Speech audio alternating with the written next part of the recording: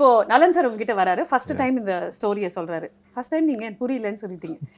But ஏதோ ஒரு இடத்துல யோசிச்சுட்டே இருந்திருப்பீங்கல்ல, இந்த படம் பண்ணணும் அப்படின்னு. What was that one spark இந்த படம் பண்ணணும் அப்படின்னு?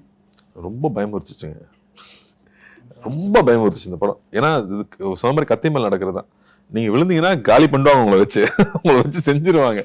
ஆனால் வந்து அப்போதான் கரெக்டாக ஒரு டாக்குமெண்ட்ரி பார்த்துட்டு இருந்தேன். அதில் ஒரு பெரிய ஒரு 2-3 டைரக்டர்ஸ் பேசுகிறாங்க, பெரிய ஆக்டர்ஸ்லாம் பேசுகிறாங்க.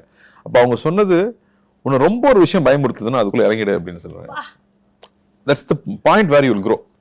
அது வந்து சக்ஸஸ் ஃபெயிலியருங்கிறது இலூசிவ் இல்லையா, அது மாறிட்டே இருக்கும். சக்ஸஸ் ஃபெயிலியர் மாறிட்டே இருக்கும். இன்னைக்கு உங்கள் ஸ்டேட்டஸ் வச்சு முடிவு பண்ணீங்கன்னா வேற மாதிரி தெரியும், நாளைக்கு அதே மாறிட்டே இருக்கும். ஸோ சக்ஸஸ் ஃபெயிலியர் தாண்டி when something is so scaring it's a scope to grow.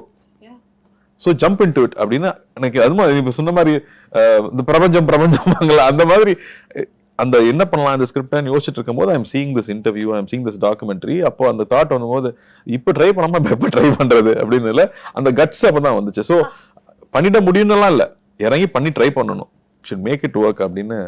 அது வெரி இம்பார்ட்டன்ட் டெசிஷன். பட் அது வந்து ஒரு டாக்குமெண்ட்ரி மூலமாக வேற ஒரு நம்ம ரெஸ்பெக்ட் பண்ணுற ஒரு ஆர்டிஸ்ட் சொல்றது மூலமாக நமக்கு வருது இல்லையா. அப்போ ஐ தாட் ஓகே நமக்கு அதையும் ட்ரை பண்ணி பார்ப்போம், கற்றுக்குவோம் அப்படிங்கிறது தான். கற்றுக்குவோம்.